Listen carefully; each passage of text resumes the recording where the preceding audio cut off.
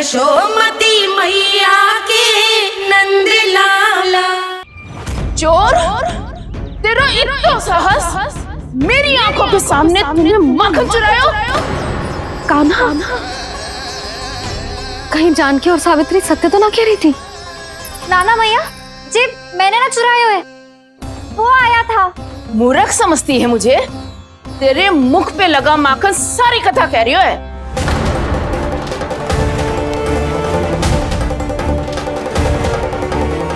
आपको धोखा हो रहा है मैया, मेरे मुख पर माखन अवश्य लगो है, पर जे मैंने ना खायो, वो आया था। बस कर, सब पतो है मुझे। सुबह से ही दृष्टि थी तेरी इस माखन पे। मैं सत्य कह रही हूँ मैया, मेरा विश्वास कीजिए, वो आया था और उसी ने माखन खायो है। वो आया था। अरे कौन आया था? कान्हा, कान्हा, कान्हा।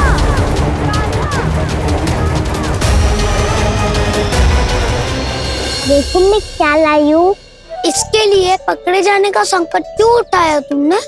तू ही तो कहते है कि लोग कभी ना करना चाहिए। अरे ये बेरिल थोड़ी ना है, ये हमारी टोली के लिए, हमारे सदस्य के लिए है। काहे भगवान महाराज?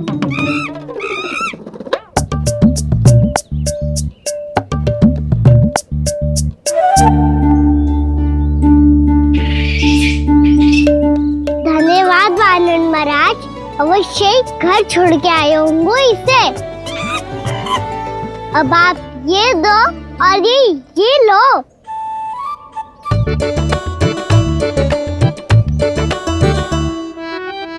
ये तो बहुत बुद्धिमान वानर है। बाल बराबर बज गया तो तनिक और भी न बुझा था तो बहुत कुटाई हो जाती। आपको शीघ्र ही कुछ करना होगा। सुलक्षणा चाची स्त्रियों की टोली बनाकर उस व्यापारी को अपना वचन देने निकल चुकी हैं। मैंने कहा था ना, सूर्यास्त होने से पहले आएंगे, सब आएंगी। क्या होगा तुम सबको? हाँ, कोई भी कछु समझने को तैयार ही ना है। वहां वो सुलक्षणा से सभी के साथ उस व्यापारी को वचन देने जा रही है, और यहाँ तुम दोनों मेरे लल्ला पर, गोकुल के राजकुमार पर माखन चोरी का आरोप लगा रही हो। नारायण ही जाने अब क्या होगा गोकुल की स्त्रियों का। नारायण ही जाने अब क्या होगा गोकुल की स्त्रियों का। क्या हुआ प्रभु? किस सोच में डूब गए आप? कुछ कीजिए ना।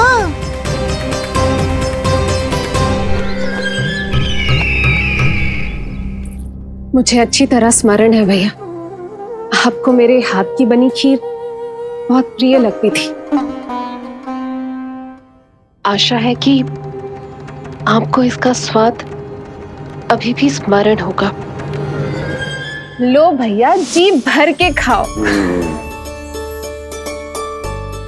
ऐसी मिठास तो ना गुड़ ने सीखी है ना मधु को पता है। अद्भुत, अद्भुत देवकी, अद्भुत। तेरी इस खीर के लिए तो पूरे विश्व से युद्ध कर सकता है कंस। वहां क्यों खड़ी है? वाह, खिला बहन।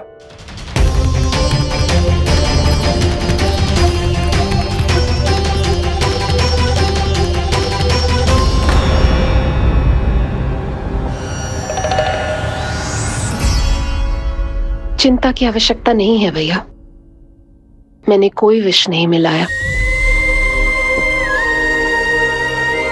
नहीं, खिला।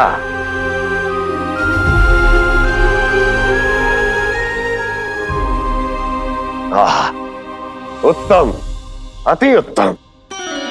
वैसे इतना प्रेम अपने इस दुष्ट भाई पर कैसे? क्या हुआ देवकी? कहीं तू भयभीत तो नहीं हो गई कंस से?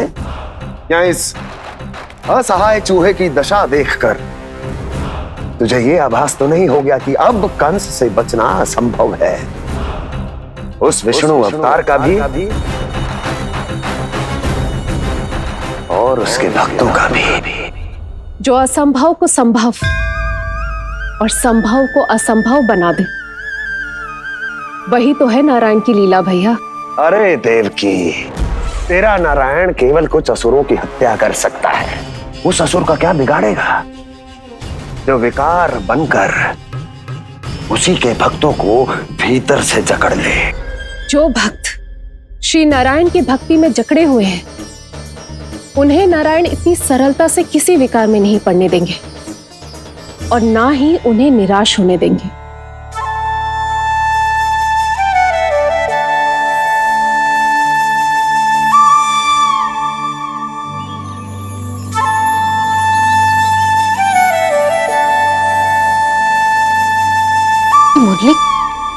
मुरली की धुन।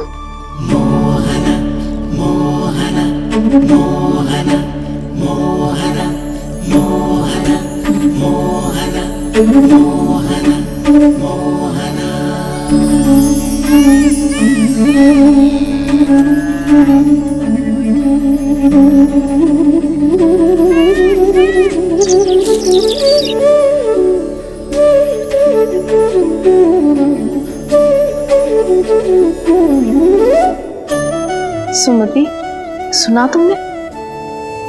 हाँ, कितना मनमोहक है जी।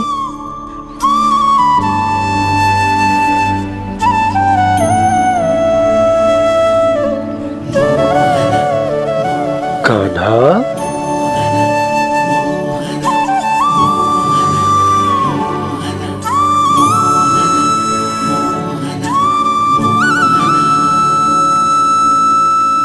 कैसी धुन है ये?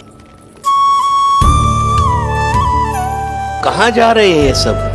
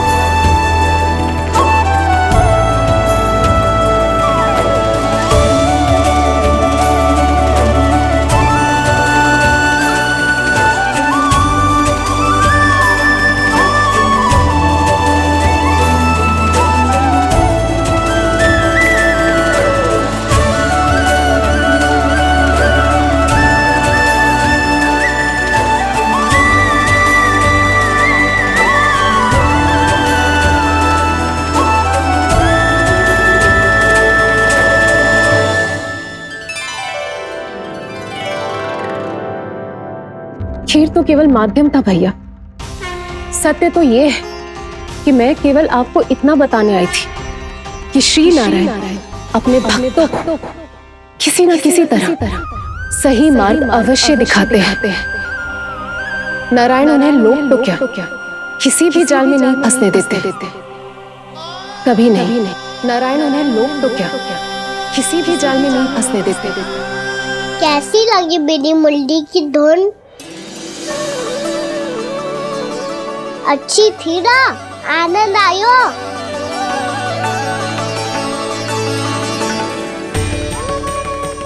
सच्ची में कान्हा, बहुत आनंद आयो। मुरली बजाना कहाँ से सीखा तूने? सच्ची तन मन पूरी तरह प्रफुल्लित हो गो है चाची। जैसे सब कुछ मिल गया। तो फिर किस वस्तु के पीछे भाग रहे हो आप सब? सब तो है आपके पास।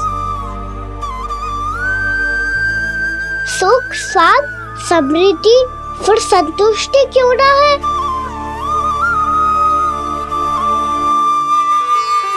मेरा नन्हा सा कान्हा इतनी समझदारी की बात कर रहे हैं। अब जिस धन को पाने के लिए इतने आतुर वो आज मिलेगा तो सही, पर कल व्यय भी तो हो जाएगा। और यदि किसी ने बहुत प्रयत्न करके ढेर सारा धन एकत्रित भी कर लिया, तो जीवन के बाद वो उसे अपने साथ थोड़े ही ले जाएगा। इस धरती पर जन्म लेने वाले सभी प्राणियों की सारी संपदा, यहाँ तक कि उनका तन भी समय आने पर मिट्टी में मिल जाता है। आशीष पति आत्मा वो तो परमात्मा के चरणों में चली जाती है। मैया भी यही है, स्वयं पे नियंत्रण पाना पड़ेगा। ये सब मेरे बाबा समझाते हैं। मैं तो समझ गया, अब आप सब भी समझ जाओ ना तो क्या कान्हा? ना तो लोक का राक्षस जकड़ लेगा। सब झटक लूंगा।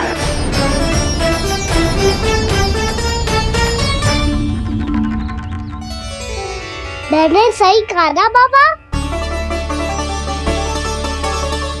बात तो सही कह रहे हो है जय।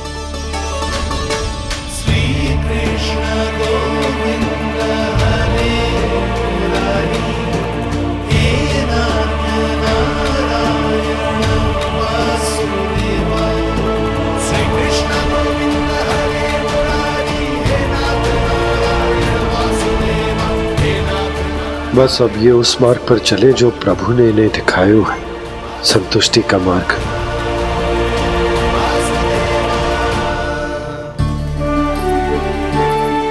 ठहरो।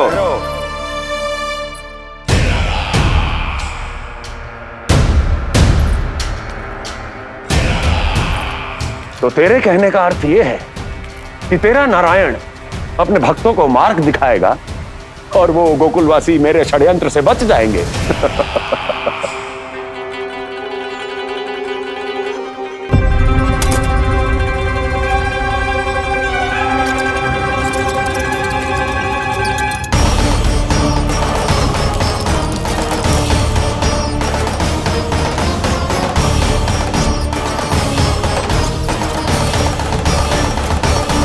लोभ, तेरा नारायण चाहे कितने भी मार्ग दिखा दे, किंतु जब व्यक्ति के भीतर लोभ बस जाए उसे तो स्वयं भगवान भी नहीं बचा सकता।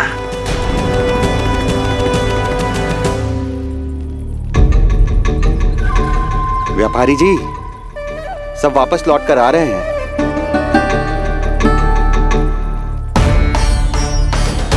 व्यापारी जी ये रुक क्यों नहीं रही हैं? ये सीधी ही चली जा रही हैं। सब झटक लूंगा। मैंने कहा था ना, मैं अपनी चाल अंत में चलूंगा।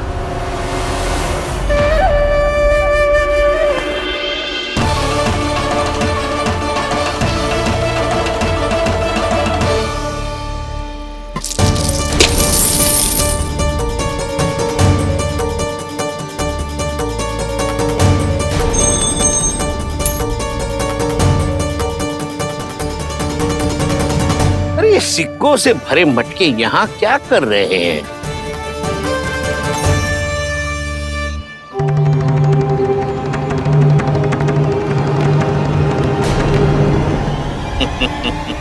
लगता है लक्ष्मी जी स्वयं आपके पास आना चाहती हैं।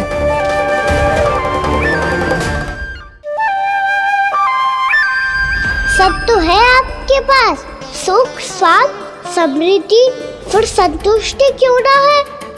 ऐसे मटकों में छुपा कर क्यों रखा है इन सिक्कों को? अरे पोटली में बांधिए, गोकुल वासियों को देना है कि नहीं? जाओ जाओ जाओ, चलो चलो, ये लो।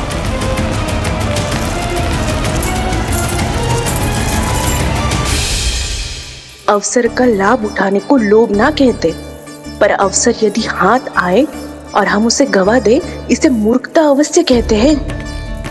गोकुलवासी आपके साथ व्यापार नहीं करेंगे।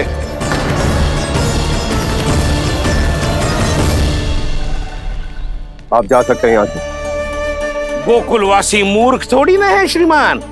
ये लक्ष्मी घर पर आ रही है और वे द्वार कवाक्ष बंद करके घर में ही दुबक के बैठ जाए और लक्ष्मी से कह दे कि आप नहीं आइए।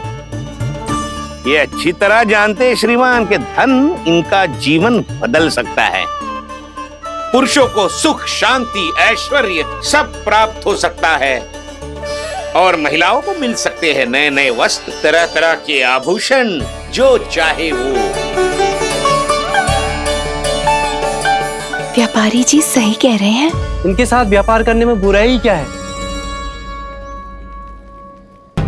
एक छोटी सी बात समझ में ना रही है आपके? अगर किसी को आपके साथ व्यापार करना होता तो अभी तक यहाँ आ चुके हो। तो श्रीमान, आप अपना समय व्यर्थ कर रहे हैं। अच्छा होगा कि आप शीघ्र यहाँ से चले जाएं। हाँ हाँ, मैं जा रहा हूँ श्रीमान, लेकिन ये सब लोग जानते हैं कि जीवन का सुख धन से होता है और मैं वही बांटने यहाँ आया हूँ। मुझे क्या पता था कि यहाँ के समृद्ध राज दरबार के लोग आम गोकुलवासी को समृद्ध होने देना ही नहीं चाहते। देखिए सेवकों, सारे सिक्के समेट लो, चलो। यहाँ किसी को लक्ष्मी जी का आशीर्वाद चाहिए ही नहीं। उठाओ।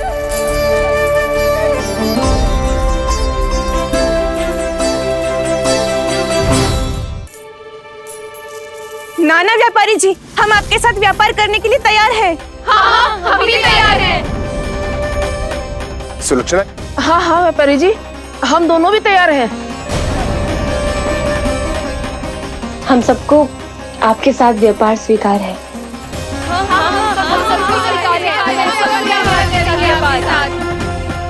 देखिए, ऐसा मत कीजिए। आप इस दूध की बातों में मत आइए, इसका जाल है। जाल ना, जो अवसर है। लाओ व्यापारी जी अग्रिम धनराशि। इतनी आसानी से नहीं देवी जी। आप सब लोग अपना निर्णय बार बार बदल रहे हो। मेरी सिक्कों की पोटली लेने के बाद अगर आपने अपना निर्णय बदल लिया तो?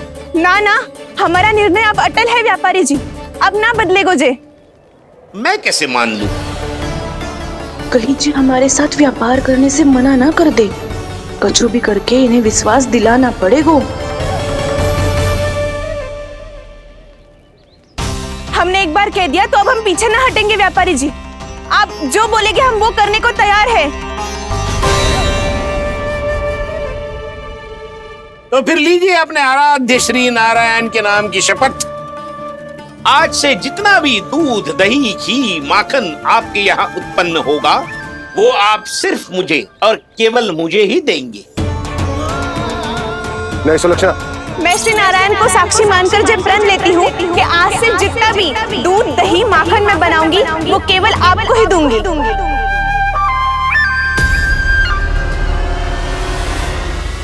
मैं भी श्री नारायण को साक्षी मानकर प्रण लेती हूँ। मैं भी प्रण लेती हूँ।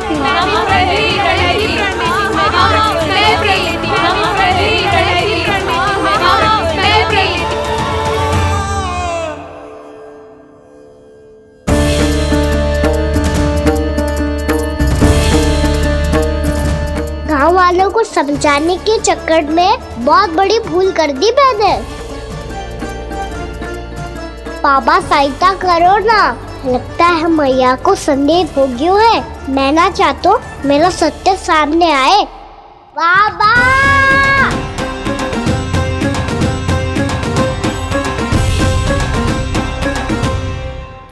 यशोदा, क्या होगा? क्या होगा? देखो ना आपने कैसी मधुर मुरली बजाई है हमारे कान्हा ने। अच्छा, कितनी बड़ी बड़ी बातें कर रहा है। ये कोई सामान्य बात है? बाबा संभालो। सामान्य बात ही तो है यशोदा। जैसे बड़े बड़े ऋषि महात्मा के जैसे ज्ञान की बातें करना जे सामान्य लग रहा है आपको? अब बालक जो देख तो सुन तो है वही तो कर तो है। हमें कितनी बार बातें करते सुनो है, हमने कितनी बार इसको शिक्षा दी है। और अब तो यशोदा जे बाहर भी जाने लगो है, कितने नए नए व्यक्तियों से मिलते होगो, नई नई बातें सीखते होगो, है कि ना? सही कही थी जी आपने। बालकों का विकास घर पे बैठने से ना हो सकता। जी देखो, आज घर से बाहर निकलते ही कैसा सयाना हो गया मेरा लल्ला।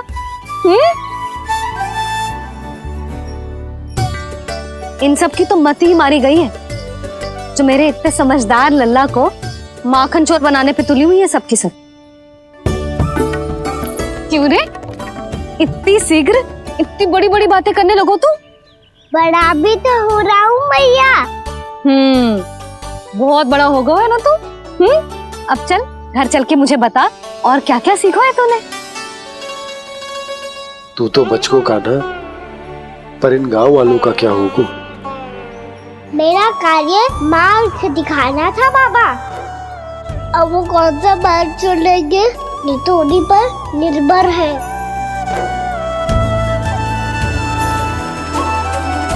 पहले आपने समझाओ, फिर मैंने समझाओ, अब तो कान्हा ने भी प्रवचन दे दियो। आशा है अब उनके समझ में आ जाएगी। किसी को कछु समझ में ना आए बहू। उस दूर के सिक्कों की खनक ने सबको अंधा और बहरा बना दिया। सबने श्री नारायण के नाम का प्रण लेकर उसे वचन देती हो। अब से अपना सारा दूध, दही, माखन सब कुछ केवल और केवल उस व्यापारी को ही देंगे। जिन्हें मैया भी नहीं समझा पाई, उन्हें तो नारायण भी नहीं समझा सकते हैं।